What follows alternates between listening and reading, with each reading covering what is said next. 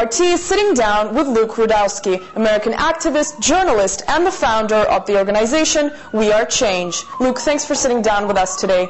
Now, can you tell us more about your organization? What kind of change are you exactly?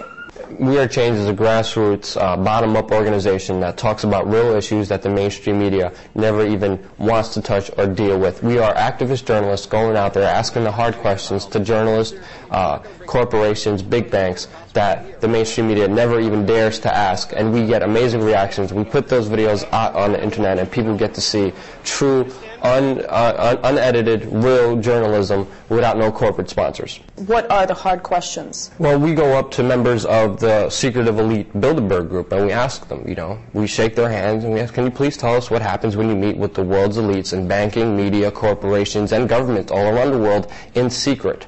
And whenever we ask them this question, we get amazing responses. I mean, I literally had people shaking my hand, and as soon as I stopped asking the question, this person just literally walks away from me in silence. You see just a shock on his face, and he walks away without even talking to me after I was just shaking his hand. I actually had Vernon Jordan tell me, we want it secret, we want it private. There's no need for the media to be there. And that's where they set the real policy. I mean, even the chairman of the Bilderberg group came out recently and said that he helped, the Bilderberg group helped establish the European Union.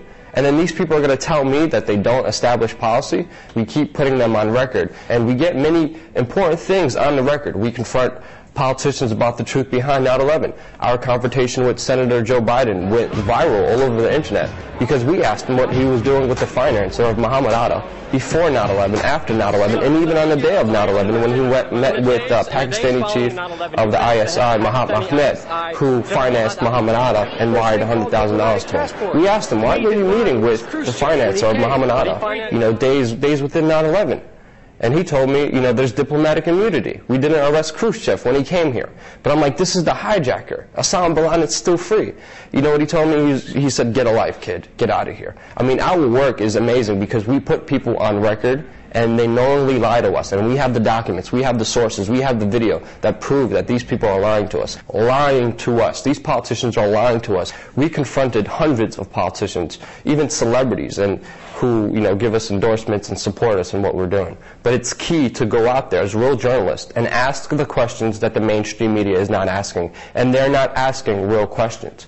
And for doing that, we get persecution, we get death threats, harassment, and I even got arrested, falsely arrested a couple days ago because of it. What do you think America needs, and why would it want the kind of change that you are offering? Look what kind of world we're living in right now. The wars are continuing. Taxes are getting bigger. The elite are getting stronger. 1% of the population owns pretty much 80% of the world's wealth, and the people, right now more than ever, are getting screwed over by these elitists. And we have to expose that and tell everybody, we are the people. We are the majority of the people. We have the power and authority to do what we want. And we have to start rising up and believing in ourselves and empowering ourselves as human beings. What about the change that the American government is offering? Why is that not enough for you? Because it's not really changed. It's the same policies. People have to understand, even though there's a Democrat now in office than before there was a Republican, the elite institutions like the Council on Foreign Relations, the Trilateral Commission, the Bilderberg Group, they hold power, whether it's Democratic or a Republican president, because they are the institutions of the elite globalists who are running things behind the scenes. It is these people that institute these policies, and these policies are the same. I mean, the wars are continuing. Barack Obama sends 17,000 troops to Afghanistan. He's leaving troops in Iraq. He's bombing Pakistan. That's pretty much the same policies as the Bush administration. He's also keeping Bush documents secret. His Justice Department is not going after the Bush administration, actually protecting them. They're also keeping policies of rendition. And, everybody thinks, Barack Obama closed down Guantanamo Bay, but there's still Bagram Airport open in Iraq that Obama wants to leave open, twice as big as Guantanamo Bay, that tortures people. And, of course, the policy of rendition is still one of his favorites that he is keeping from the Bush administration. So we see more of the same policies being kept the same. Why do the people who oppose you call you guys conspiracy theorists and basically say that what you claim is not true? There's nothing theoretical about what we talk about. We have sources, we have documents, we have evidence, and we go out there as real journalists journalists and we talk to people. We show people documents. We show people, even mainstream news articles that admit to everything that's happening right now. People call us conspiracy theorists because it's a bad name. It's a dirty word. I don't theorize on anything. I'm not a theorist, but they say I do because they want to make believe what I'm doing is fake and all the real issues that I'm covering are just theories and they're not truth. But they are truth, and we find out that they really are extremely important to us when we go out there into the field and talk to the people that we need to talk to. You're one of the organizers of many protests, both in New York and all over the United States. What are you trying to achieve by these protests, and is it really a way to get your point across to the people? I really don't like to say protest. What we really do out there is we go out there every Saturday, and some people call it a protest. I call it a vigil when we go out there.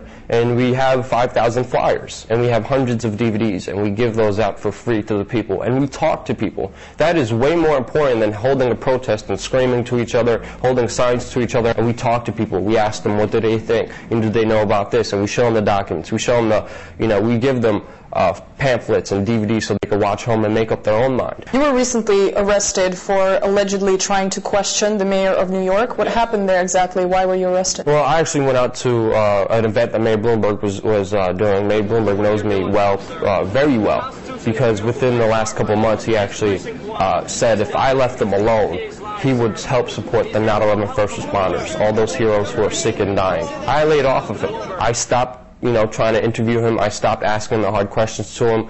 And just recently, I had first responders contact me and tell me, Luke, he lied. He just cut 5,000 workplace benefits for first responders. He's not supporting the James Droga bill. He's not helping us out. He lied. Luke, please go get him. Please go ask him the real questions about why he's not helping the sick and dying 9/11 first responders, and why is he denying even more help than ever before today, when we need it most. So I went out there to an event at Mayor Bloomberg. As soon as I went up there, I had police intelligence identify me, take me away, bring me downstairs, and they said, you're detained. I was asking, can I please leave? Can I please get out of here? They were like, no, you're detained. You stay here. You can't go anywhere. They had guards around me at all times. They came back within a couple minutes saying, we told him to leave. He wouldn't leave.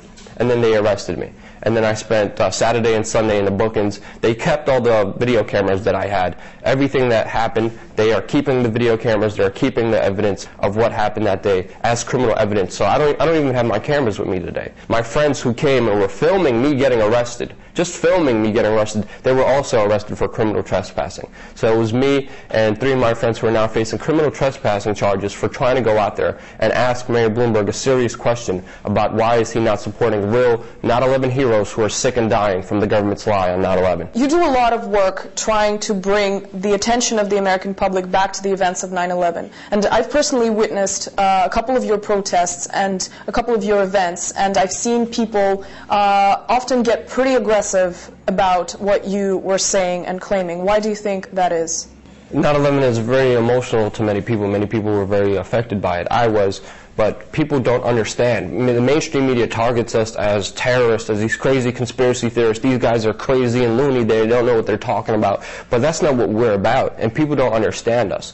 So I always try to calm people down and make them understand that it was the victim family members who started this movement. We have sources and documents of real evidence that people really need to look at to understand 9/11. We do know what we're talking about. We know what we want. And the family members are not getting the justice. First responders are still sick and dying from 9/11 because they were lied to about their air quality. Would you consider yourself a revolutionary? I don't know what you would consider me. I'm just trying to do as much as I can in my young life to affect the positive changes I can. We raise money to help first responders. We're more of a community grassroots organization trying to help people with education, information, and proper health care for the first responders. The reason I'm asking that is because the number of people, namely freedom activists, tends to be growing. People who say that possibly in the next couple of years there's going to be a sort of a revolution in the United States. What is your opinion on this? People are slowly waking up because they're being more affected now than ever. I mean, and people are seeing that we were right. We were right about the economy. We were right about Barack Obama. When everybody was saying the economy's going to be fine, when everybody's saying, oh, Obama's going to be the biggest change, the greatest guy, the Messiah, we were telling people, no, we have to understand things. And we only know things because we look at their documents. We see what the globalists and elites say. We understand that because we study and research the subject at length. And people see that we have a greater understanding and grasp than the mainstream media. The mainstream media is failing right now. Nobody's buying their newspapers. People aren't watching the TV as much as they can. They're going on the internet. And when they go on the internet, they can look at things whatever they want. And they have that freedom. Within a couple strokes of that keyboard, they can look up and know anything they want. And they get a funny feeling. There's something inside, people right now that are slowly waking them up, saying there's something wrong right now. There's something that the government and media are not telling us. There's something that these corporations are doing wrong, and they're going to our website and saying we were right all this time. And now they're joining us, and they're joining. Our organization has grown to 90 chapters within 2 years. My last question: what kind of future do you want to see for the United States? Right now, we're in economic turmoil, and throughout history, you look at governments like China, Russia, and Germany. Whenever there's economic turmoil, you have people like Mao Zedong, Stalin, and Hitler rise up with the cult of personality, very similar to what Barack Obama with his cult of personality. And I don't know what's going to happen, but I see a huge uprising right now of people waking up every single day. Luke Rudkowski, thank you for your time with us. Thanks for having me. Really appreciate it.